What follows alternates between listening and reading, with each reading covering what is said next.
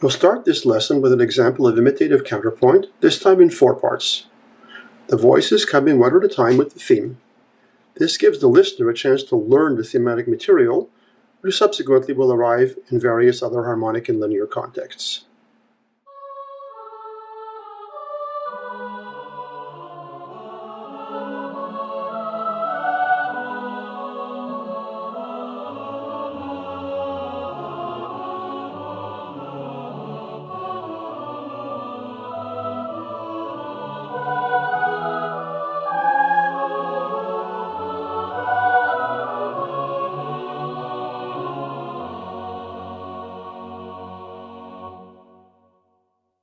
Notice that the tenor has a long rest in measure 7 and 8, and the alto has a short rest in measure 9. Up to now, we've generally avoided rests, but they're a very important part of applied counterpoint. Occasional rests in single parts create variety of texture and let the music, and the singers, breathe. And they also make the return of the resting voice more prominent, for example in measure 8, when the tenor returns with the main motive. The most important thing about using rests is that they should not seem arbitrary. The voice which stops should always finish with a feeling of melodic repose. Don't finish a line on a dissonance or a melodic peak. Being counterpoint, the parts won't normally all arrive at punctuation at the same time, but the line which will be resting should not sound like it stops by accident. Usually, at the end of the piece, all the voices will be present, but over a whole piece, there are often places where one voice or another is resting, so that, for example, a 4-part piece may actually spend most of the time in 3 parts. Another important feature of the example above, which we've already seen elsewhere, is the pervasive use of accented passing tones, for example in measures 3, 5, 6, 8, and 10. Accented passing tones greatly enlarge the harmonic possibilities of a given line. As usual, the harmony here is in general quite rich, with many suspensions and 7th chords. How would we work toward getting this result? Here are the priorities. First, place the entries of the main motive or motives. 2, search for possible suspensions, for example in measure 4, 5, 8, and 9. And third, fill in as much of the bass as possible, always aiming at harmonic richness and a fluid, mobile bass line. Here's what such a first sketch would look like.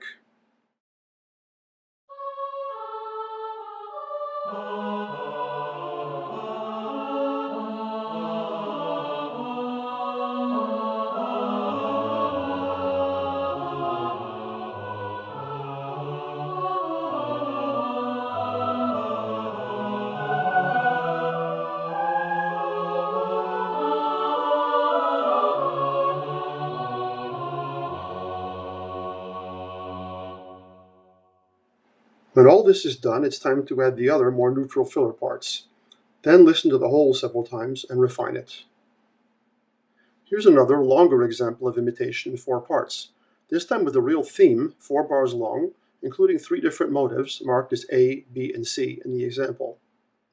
Note that the contrast between them is not too extreme, since they need to make up a coherent phrase together. This is the theme in the sense that this little phrase can be remembered as a whole. Most fugue subjects are themes like this. This example could be the beginning of a larger piece.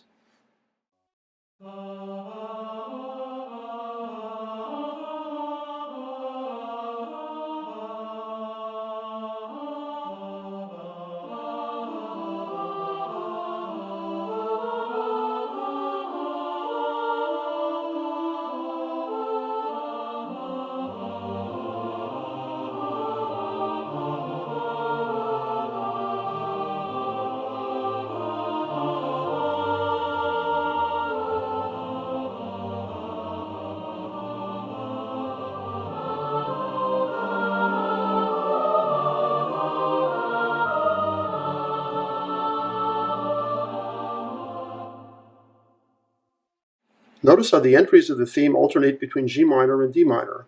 This is also typical of a fugue. Of course, in a freer piece, the imitations could be at other intervals depending on the harmonic design.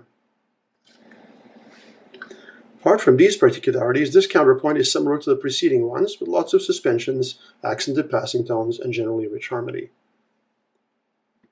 First, using single motives to be invented by the student, and then later using the themes in the accompanying PDF, the student should try to realize a few examples like those in the models above.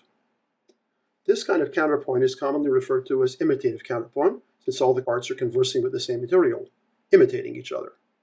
But there are other possibilities. A common arrangement is what I call stratified counterpoint, where not all the parts use the same motives. We already saw something like this in the mixed species exercises, where each part has its own rhythmic character. But even in imitative counterpoint, the parts don't necessarily always have to have the same motives. 4 different motives at the same time tends to be pretty dense and hard to follow, and therefore it's pretty rare. But often 2 or 3 parts will form a subgroup and imitate each other, while the other parts each have their own motive, or motives. We can speak of motivic planes, where the plane is 1 or more parts consistently limited to the same motive.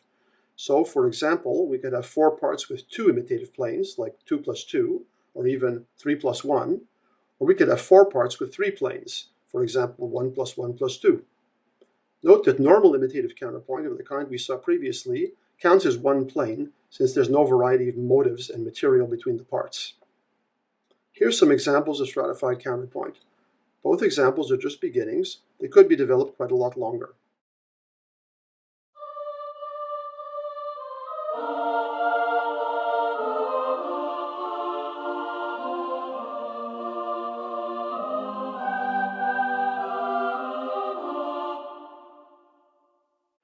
In this 3-part example, the top 2 parts develop the same motives, but the bottom part focuses on a different motive. Now a 4-part example.